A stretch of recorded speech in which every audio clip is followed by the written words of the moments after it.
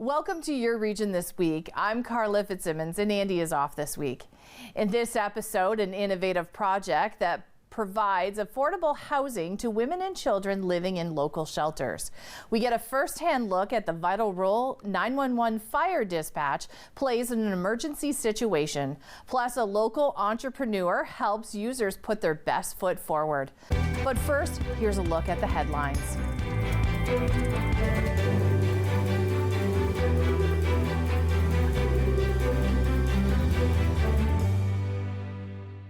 The Buy Canadian movement continues to gather steam brought on by the threat of U.S. tariffs. Mayors from Kitchener and Waterloo are making a pitch to their city councils to do everything they can do to buy Canadian. Kitchener Mayor Barry Vervanovic is calling on city staff to explore where it's legally permissible for the municipality to pursue Buy Canadian preferences in procurements of goods and services, and to encourage residents and businesses to buy Canadian and buy local where possible. With the recent snowfall, Ontario Provincial Police Traffic Unit will be focusing on snowmobile safety. The OPP will be proactively patrolling the snowmobile trails in an effort to increase safety for those snowmobiling. Police remind those getting ready to hit the trails to drive sober, check fuel levels before heading out, obey speed limits and local municipal laws, be especially vigilant coming into corners or cresting hills, bring a fully charged cell phone in case of an emergency, and seek permission from property owners before venturing onto private fields. Bringing mini putt to Kitchener's downtown core with a high-tech twist. Putting Social is a mini putt experience unlike any other, with the blend of modern technology and mini putt. The Tannery building is home to this new venture. For the latest in news and information, visit City News Kitchener at kitchener.citynews.ca.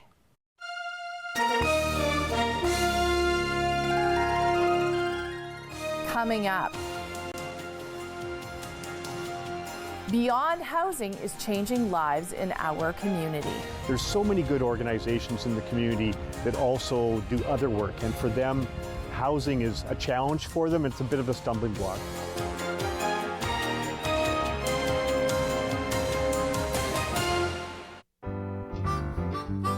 Hey, Chef D here. Join me Saturdays at 4:30 for At Home with Chef D, season number 10.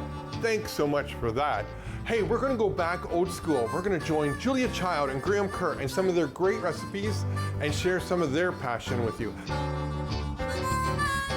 At Home with Chef D, Saturdays at 4:30. Won't you join me? Cooking with Chef D.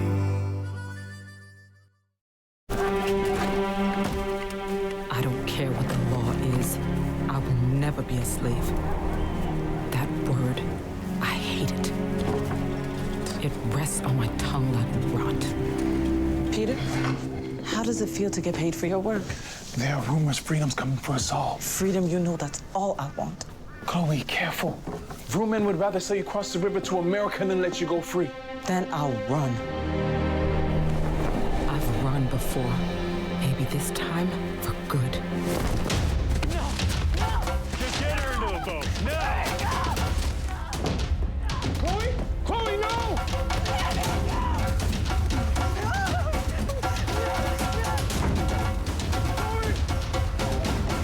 Word of Chloe Cooley's resistance led to Canada's first legislation limiting slavery. After 200 years, slavery was abolished in Canada in 1834. Summer days, summer nights, lots of things to do, places to go, and people to see. If you're having a few drinks, be sure to plan ahead and get home safely. We don't want to pick you up. Drinking drivers risk injuries to themselves and others and take chances with their license, their jobs, and their future. Remember what's at stake and choose your ride, whether you're the driver, the passenger, or the party host. Thanks for supporting Sober Driving. I hope we never meet. Visit arrivealive.org to find out more.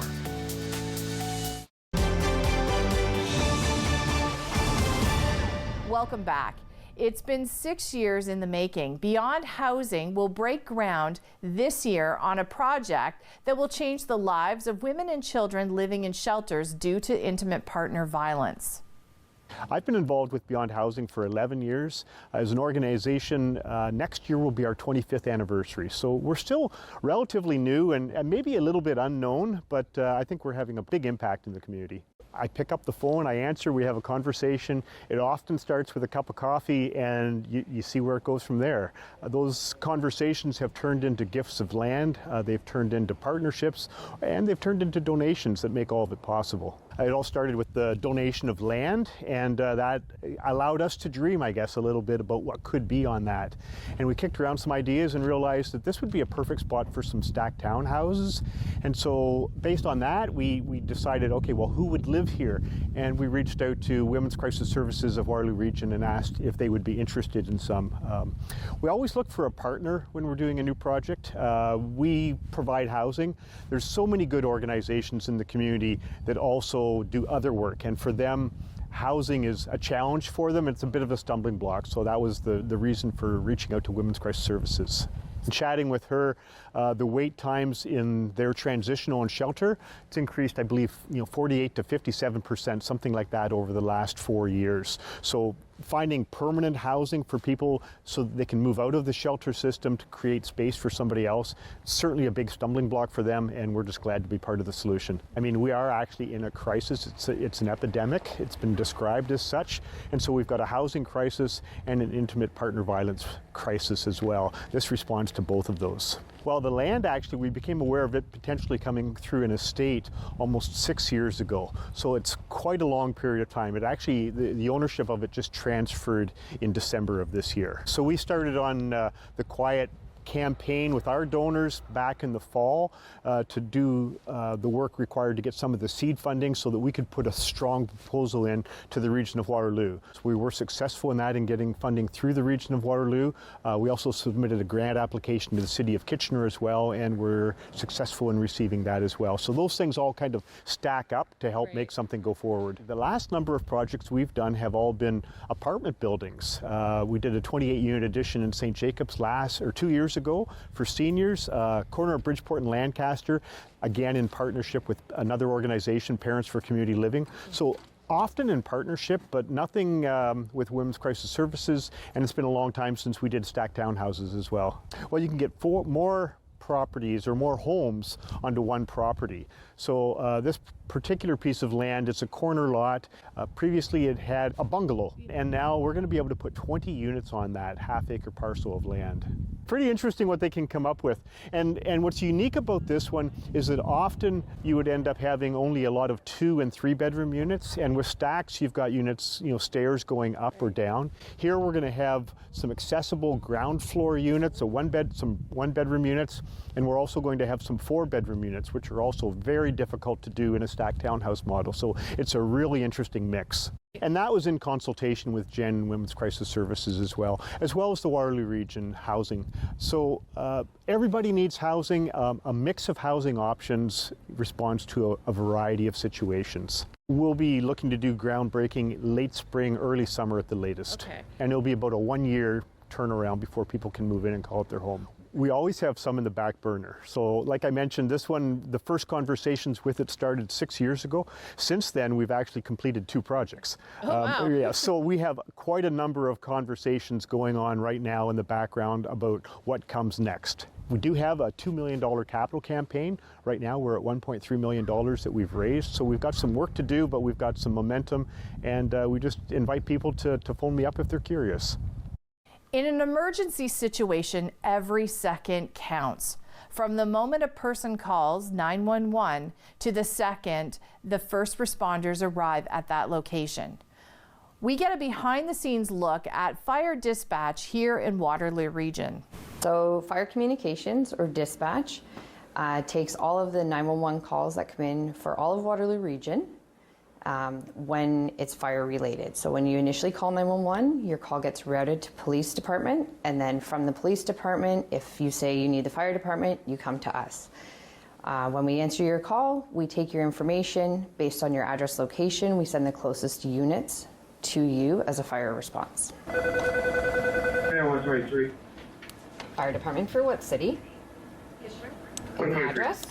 270 Strasbourg Road.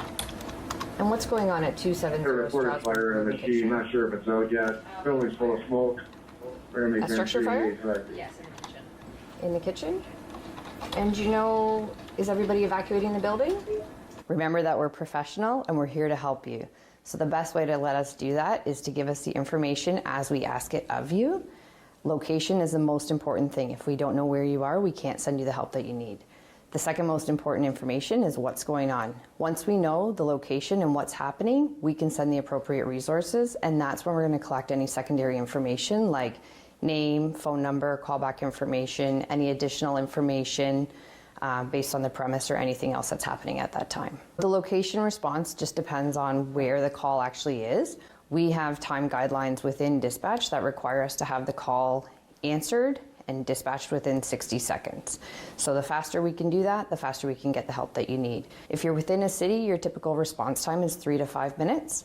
If you're out in one of our rural areas, the response time is going to be a little bit longer because all of our rural departments are on call with a pager. They respond to the station and then they respond to the location of the emergency. So when we receive a 911 call, the most important information again is to give us the location and what's going on for your emergency. So if it's a fire, that it's a house fire or a building fire, or maybe it's a fire outside, it's a bonfire that's gotten out of control or something like that, as long as we know the address and the type of emergency, we can get the appropriate resources dispatched. After that, any secondary information. So for example, you have a storage shed and it has gasoline in it or anything like that, that's always really important information to pass along to the call taker because that's going to impact our responders as they're responding. A lot of times people say, just get me the help, just get me the help. And they think that because we are still call taking or gathering additional information that we don't have the resources deployed. So that's probably one of the most important things is knowing that if you give us the address and you give us the emergency, we have somebody sending those trucks. So if we're asking you additional questions, that's not holding up your response time at all. It's just building a clearer, better picture for the responders on their way. Also giving us a full story ahead of time before telling us the address or the emergency delays your response. So the call takers ask you the questions in a particular order for a reason. So just answer the call takers' questions as well as you can. And we recognize that it's an emergency, but we are professionals and we're going to do the best we can to get you the best resources as quickly as possible. Yes, if anyone's calling emergency from emergency on a cell phone, you can access that on anyone's cell phone without knowing their entry code. And knowing that with the predominance of cell phones now, it's not like in the movies and we don't necessarily know your exact location. So when you call 911 from a cell phone, it's really important to teach everybody what their address is. And that goes for kids, that goes for babysitters. A really good tip that we have is that anytime if you have young kids and someone else is there looking after them, is to have your address information just on a sticky note on the fridge or something on the fridge. Because in an emergency, people panic and they forget where they are. And that's one of the first things that if you're a teenage babysitter and you're babysitting someone and you have a child choking or something like that, or they've bonked their head and they're bleeding,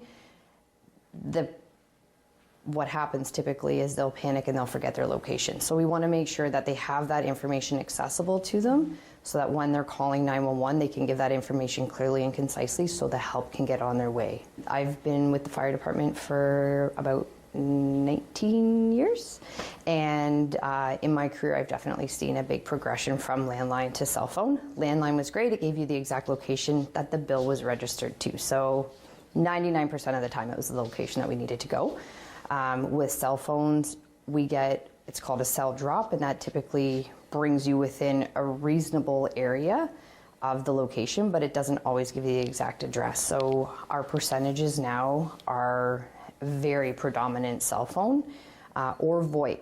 And VoIP is your like your Rogers phones and things like that, and they don't always have an exact address associated either. So we have I would say it's probably less than 10% now that we get an actual landline call from a landline with an associated address. Everything else is done based on the closest proximity of cell towers or things like that. We have help on the way. If anything changes, give me a call back at 911 before we get there, okay? Okay, thank you. Thank you. Dispatch pump 32. Charlie Delta side of the building at the rear. We have lightning is in here.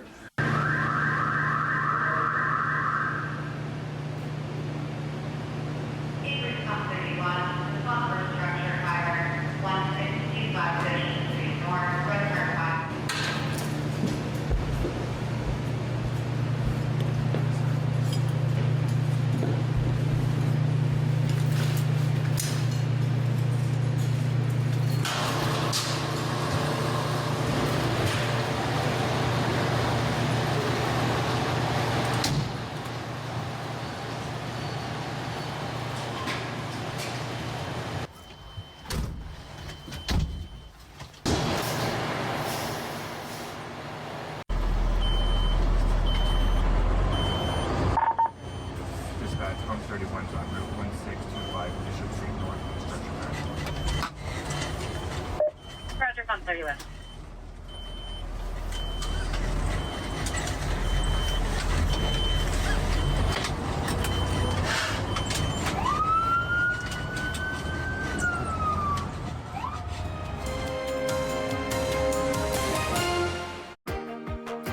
As Ontario heads to the polls, Rogers TV brings you coverage of the candidates running to be your Queen's Park representative. Tune in for the local campaign as this election's most important local issues are addressed. I really want to hear from my candidates this time. There's so much on the line. And on election night, watch the local results. Coverage focused on the numbers from your local ridings. Make Rogers TV your election destination.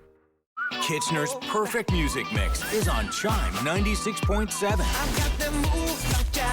So every song is someone's favorite song. On Chime 96.7. Speed, grace, accuracy, excellence. David cuts in, waits, tucks it home. A virtuoso. Pure fire on ice. You know I'm here for it.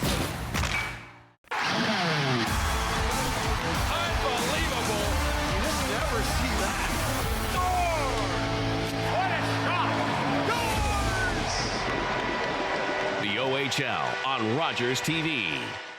You're watching an interesting local show on Rogers TV and you want to know more. That's when you head to rogerstv.com. Our website provides more information about our programs, our hosts, our schedule, and about how you too can get involved with Rogers TV. Visit us online at rogerstv.com. Think it's okay to drive high? Think again. Drug-impaired driving is as illegal as drunk driving, and in Ontario, the penalties are the same. If police suspect you're driving under the influence of drugs of any kind, or a combination of drugs and alcohol, and you fail a roadside test, your license will be suspended immediately for up to 30 days. You'll pay a penalty of $198. And you can be charged with a criminal offense of impaired driving, the same as alcohol. Driving high is never okay.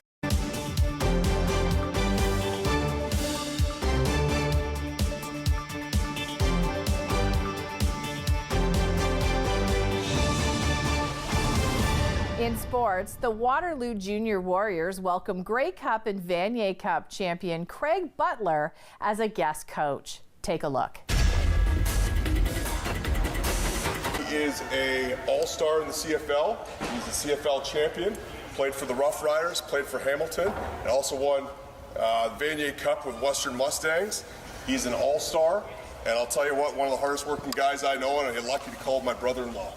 The Waterloo Junior Warriors recently welcomed a guest coach to their Saturday night skills session at Rim Park. Craig Butler is a Grey Cup champion and four-time CFL All-Star. He played for both the Saskatchewan Rough Riders and Hamilton Tiger Cats before announcing his retirement in 2017. From there, he was a defensive backs coach with the Ticats. He spent over 3 hours providing tips and insights for the Junior Warriors, something he says was an awesome experience, giving back to the young football players. It's all about hard work, and kind of what you decide to do is what's going to take you where you want to go. So, having important coaches, parents who support you, teammates who support you, you know, they're extremely important, but at the same time, sometimes it comes down to what you want to do and how hard you want to go get it.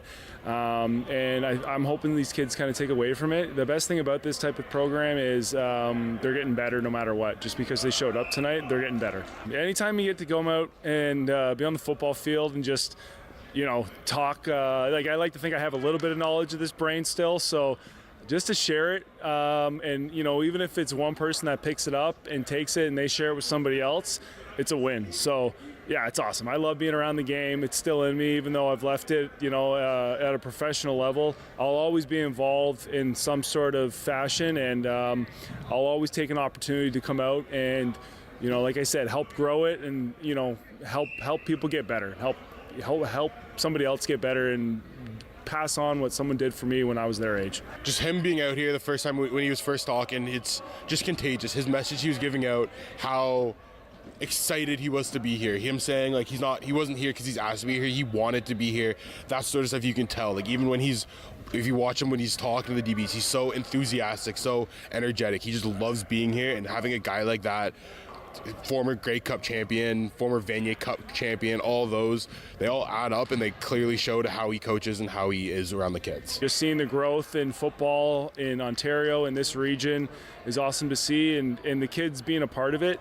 You know, football is a game, I said at the start, teaches you way more than just hitting, tackling, running, sprinting, catching. It is way more to teach them about life, and hopefully they may not realize that today, but I'm sure down the road, like I did, they'll see that it was way more than just football. Still ahead, Pronti AI is redefining how people approach their wardrobes. Quite common in founders, we're a little delusional, so yes, this is going to be big, and you always think it's going to be big.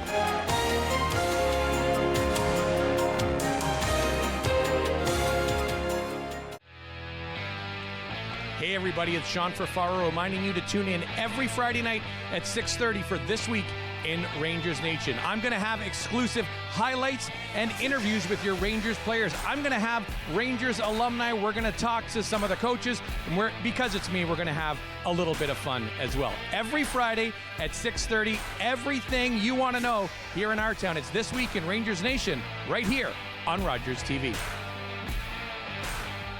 Today, I helped a senior find transportation to an important medical appointment. Today, I helped a new mom find virtual programming so she didn't feel so isolated. Today, I helped someone understand new government supports. Every day, 211 navigators connect Canadians to critical government and community programs and services. 211. Help starts here. Sports is life. It's clear cut.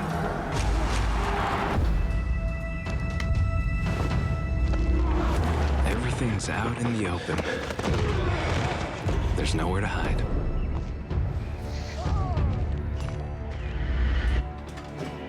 I had to prove myself more than anyone else. You must be so proud of your son. He's gonna go pro. The sky's the limit.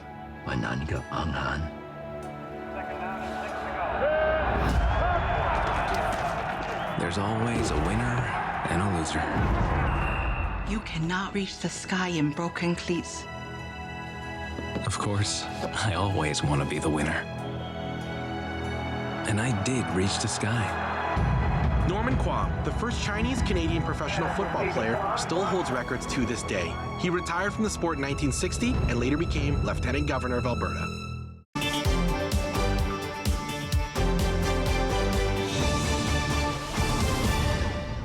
And finally for us, a local entrepreneur is celebrating a major milestone. Pronti AI just hit 2 million users worldwide. So Pronti actually came out of a bunch of coaching that I was doing.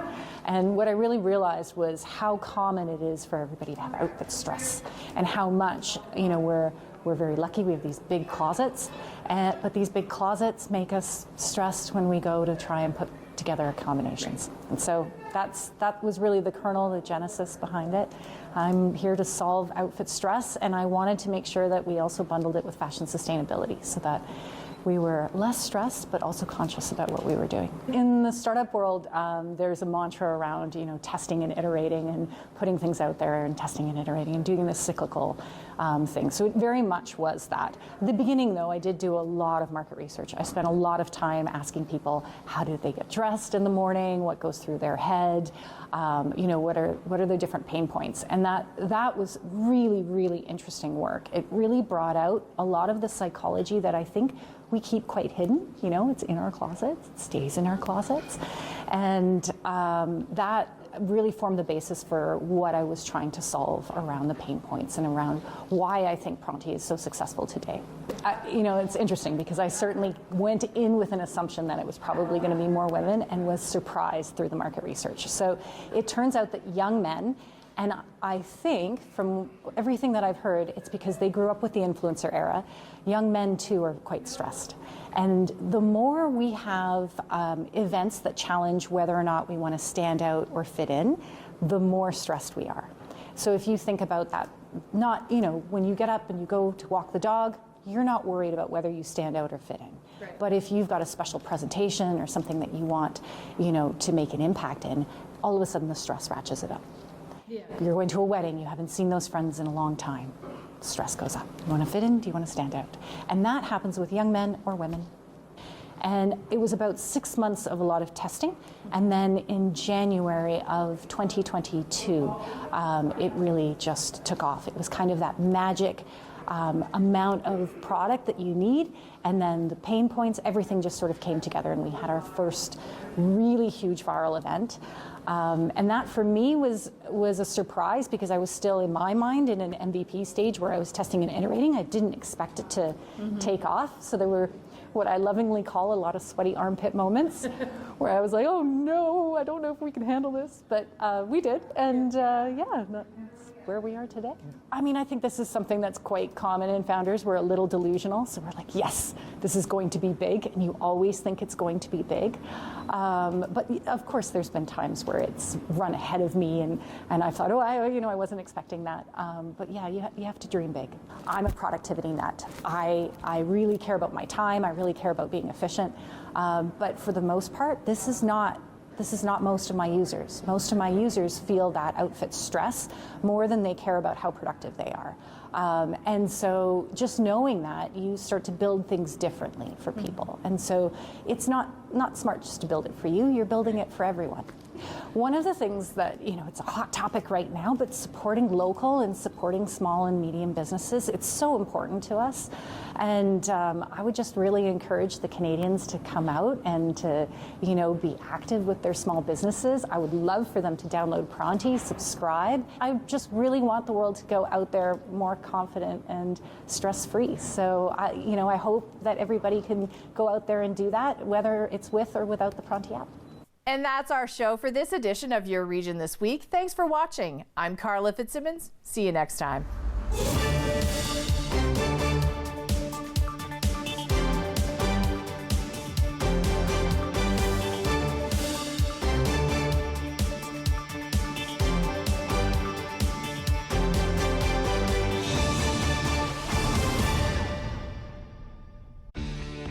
Connect with us by visiting our website or email us at comments@rogerstv.com.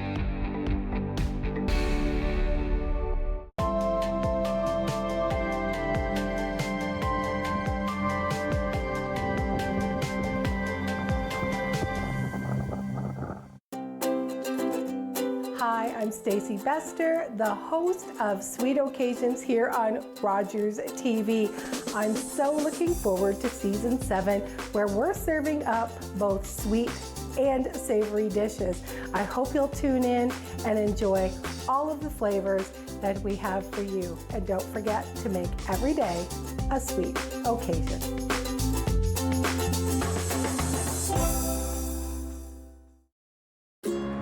It's closing time, and you stayed out longer than you planned. So now you can't drive, and the buses have stopped running.